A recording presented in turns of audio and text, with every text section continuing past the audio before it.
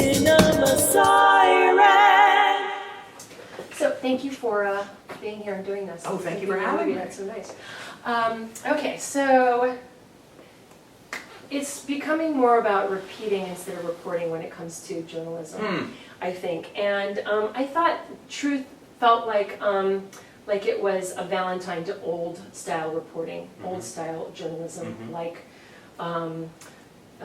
his All the President's Men and so many wonderful movies like that one. What was personally compelling to you about, just you personally, about doing this particular movie as your first film as a director? Sure. I think, first of all, can I just say, that's a great line. It's more about repeating than reporting. That's one of those, like, oh, I wish I'd thought of that. Yeah. That's an amazing, no, and I think it's so true.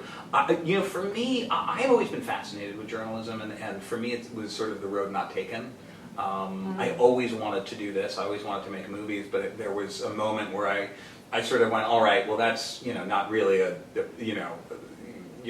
career that one can normally aspire to. So I really considered going to journalism for a time. So it's always been that thing I didn't go do, and so I've been fascinated with stories by it and movies, All the President's Men, and so I was starting to look for something to direct, and I've seen friends of mine who are screenwriters. I'm a screenwriter. It's my day job, you do. and they don't. A lot of them didn't get to direct another picture, and so I really was sort of like, if I only get to direct one movie, I want it to be about something I love and something I'm passionate about, and that was this story. And I read Mary Mapes' book, and was just so kind of taken by the idea of going behind the curtain in a story like this, and seeing how it gets put together, and seeing all of the nuts and bolts to it, and then watching, in terms of this particular story, watching the wheels come off the bus. It feels like her book, because I've read her book, there's so much more going on inside the book than I think happened at the time. Sure. You learn so much more by reading her book. Absolutely. And it's impossible to put all of it in the movie. Yeah. But I thought it was really interesting that you included so much. You were trying to kind of be in the middle, Yeah, no, it was important. And what do you think? What did she think about the movie when she saw it? She really, she liked the movie. Liked is the wrong way to put it, because I think she definitely pro the movie. I think it was a very emotional experience for her. We showed it to her about 2 months ago, I guess now. And she came out to LA, and she said, you're sitting through the movie. She said, you're watching this with me, right? And I said, yes, absolutely. So how many people were in there? So it was her and I, and my producing partner Brad Fisher was there too. And Mary and I kind of sat in the front row. It was a small screening room in Burbank, and she held my hand for the last hour. Oh, really, yeah. And she really, really looks like her. I've only seen one really video online. There's only one video of Mary. Really? Yeah, Okay, it's her defending a couple of months after she was on it. Yeah, and then so I think there's some stuff from her book to her actually, probably. And Cate, spent time talking, Skyping with her, and met her, and it's amazing. It's one of those things where it's like, I said to Cate, I was like, nobody knows what Mary looks like, so it's not, and she said, no, but it's really important to me, as a performer, to build the character to start from a truthful place. And she's a real person. She really is a real person, and so she built off that, and in a really amazing way. But she was great and really, really Thank you. Yeah, no, believable and hard to watch and all of that. There's a bit of an undertone, which I love, that you don't really come out and say anything about it, but there was definitely, I feel like, some sexism involved in what happened to her specifically. How did you come at that as the writer of the movie and the way that you directed it? Well, I think that it's funny because I guess somebody asked me a while ago, do you think the same thing would have happened if Mary was a man? And I said, look, you can't say one way, hindsight is 20/20. You can't say one way or the other. I will say certainly the type of attacks on her were completely different. And it's there's a scene in the film where she does that thing that we all know now is a terrible idea, where you Google yourself. Right. But she Googles herself and goes through what people are saying about her on the internet, and everything in the film is a real comment from when it happened. We took real internet comments, and it immediately goes after looks, sexuality, everything that a man would not, you know what I mean, get, it goes viciously at her. And so it's sort of, it's amazing how quickly, you know, when it's a woman, criticism goes that way. And it's very timely, because when you talk about people who aren't necessarily fascinated by journalism specifically, but they're interested in what's going on in the world, that's what, you know, if we're talking about why someone should see this movie, Sure. I think that's a really major aspect of the film, is it's happening right now still. Absolutely. Well, And that's the thing I was really, that I resonated with. Well, I think it's happening even more. I mean, one of the things that's amazing about, you know, this time in history was this was sort of the moment that the internet really, for the first time, rose up and affected a news story with the speed with which it happened. Is this, you know, before they had even finished airing the story, there was stuff online about that the memos were fake, and there were sort of accusations being thrown, and nobody, you know, Mary, Dan, or CBS were completely unprepared for the speed in which all of that happened. And that's now the speed that we live our lives in media. It's a friend of mine calls it the 24-second news cycle. So I actually think now more than ever that there's a relevance to the story.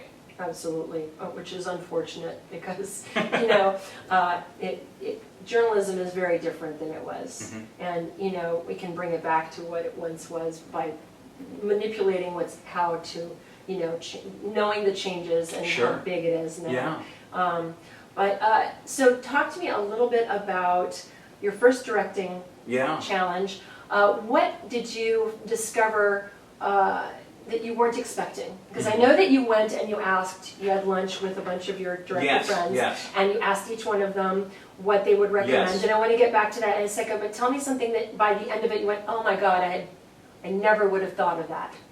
I think that the what the job really is that I sort of discovered is, you know, it's 100 different little jobs, but really your only job, your most important job is the actors. Mm-hmm. And creating a space for actors to be able to play. And it sounds sort of silly, especially on a serious film or what, you know, but what it really is, you know, at its core is you're getting a bunch of people together and they're dressing up in costumes and they're putting on a show, and they get to sort of explore a scene, and they get to interact with it. And we did some rehearsal, but we did I liked it, and again, this is one of the things I got from other people, was if you do rehearsal, if you're lucky enough to get time to do rehearsal, which movies don't like to, because, you know, the actors have to come in early and all of that, you know. But I think it's incredibly important. But put the scene on its feet, you know, just sort of go, you know, where do you think you would stand here? Would you sit there, or, you know, and let them sort of figure it out? Read it a couple times, ask if anybody has any questions, and then immediately move on. Don't start to do the scene, because you want to save that for the camera. You want to save that for the day. And you want to make those discoveries when film is rolling, and have those accidents, because you can never get that first take back or second take back. Especially with these two. With these two. They're both one-take people. Exactly. Well, once you give an adjustment as a director, the scene changes. And you'll never get it back. You don't go in and go, hey, do it again exactly like that, because there's no way to do it again exactly like that. So, you know, the thing that I learned is give the first take or two to the actors and just see what they do and see where they, you know, as opposed to sort of coming in and going, all right, so you're very angry about this, and you're, you know, and let them do that, so you know where you're starting from, and beautiful work can come out of that, because, you know, you don't hire Cate Blanchett and Robert Redford in order to tell them what to do. You hire them for their acting minds and their instincts, because their years of training and experience. You know, I joked on the movie that Topher Grace is probably the least experienced actor in our film, and he was on television for 10 years. So and he was great in this. Thank you so much. He's fabulous. That was a good cast. Thank you. That was a really good cast job. Thank you so much. But the institutional knowledge of this group of actors was so wonderful that, you know, you let them do a scene, you know, once or twice and just see what they bring to it, and then you start to get. Then I start to give adjustments and a little bit, you know, here of like, maybe, you know, when that happens, try this a little bit, or maybe you're a little angrier when you come through the door, or, you know, but just, and with great actors listen to each other, and so. You know, Cate will give this, you know, the second line in the scene a little differently because her intention is a little different, which will make Bob change his performance, which changes Kate's fourth line, which changes Bob's fifth line, and so it's that, you know, that kind of, reacting to each other, and so that was the thing that I think, you know, I really, you know, loved about doing this and learned from this process, and will take with me. Do they like to get guidance from directors, could you tell? Oh yeah, no, absolutely, and you know, really great actors. That's there's a reason there's the director. You know what I mean? And they were both completely open and want to be directed. You know, and because that's just trying to get the scene to it. You know, when you're in a scene, you know, you can't necessarily see the forest through the trees, and that's my job. My job is to see the whole forest and be able to go, you know, I know that, you know, 20 minutes later in the film, there's going to be this scene, and so maybe we need to save that kind of emotion for here, you know what I mean? And so that's my job, is to see the whole board. And you know, Redford was amazing too, because he, you know, he's a director as well. Yes. And he, the first film he directed. I would have been so freaked out if I didn't knew about that. But he was great, because he came in and by the way, he won the Academy Award for the first film he directed. Yes, so it's like, I'm like, really, Bob, first time out, movie. you know, Ordinary People's your first time out. Amazing, but he came in and very quickly said, listen, I'm here as an actor. To me, just we had dinner, and said, I'm here as an actor. I'm never going to look at the monitor. I'm never going to, you know, that's your job, and that's for you to worry about, and I'm here to serve the story and to serve you. That was smart of him. And it was amazing, because it immediately gave me permission to do my job. Exactly. And he knew that, and he knows the, you know. He's pretty heavy duty, so he wasn't very threatening. And he's such a relaxed and nice and mellow guy, just as a person.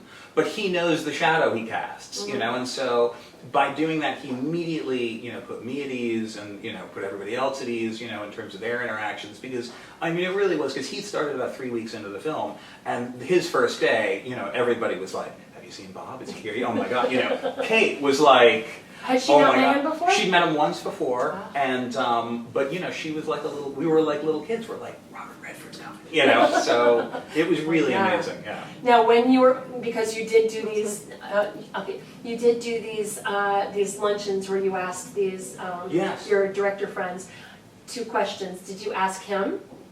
I did ask him some stuff when we went to dinner. He was lovely, and was. And what was you his know, advice to you about it? He was just sort of, I'm trying to remember specifically, because I think a lot of it was, we talked a lot just about how all the President's Men came together, and he said, I think it'll be really instructive for me to just tell you that story from my perspective, and how I found it, and how we approached it, and how, you know, and he was, you know, he's very much of a, you know, keep it simple, you know, and just shoot the scene, and do the work that it requires, but you know, he's not.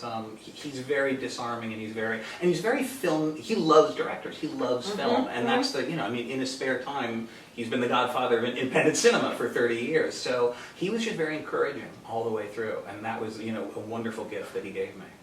I've heard that he is the most, like, the consummate professional when it comes to being filmed. It's like he's ready, and he's there. He walks in. He does it. He's very subtle in the sense that he knows what a camera can do, and so he knows the slightest movement. He knows how that's going to read when it's 40 feet high on the screen, and so, you know, if you give him an adjustment, it's not. He won't adjust.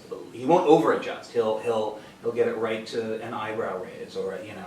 But because he knows what the camera can do, and he's so experienced with using it, and that's just an amazing gift as a director, to have somebody with that kind of knowledge and that kind of relationship with the camera, you know, in your films. So in a way, working with the 2 of them as your leads, that was enough as a director to learn something from. Oh, absolutely, and you learn.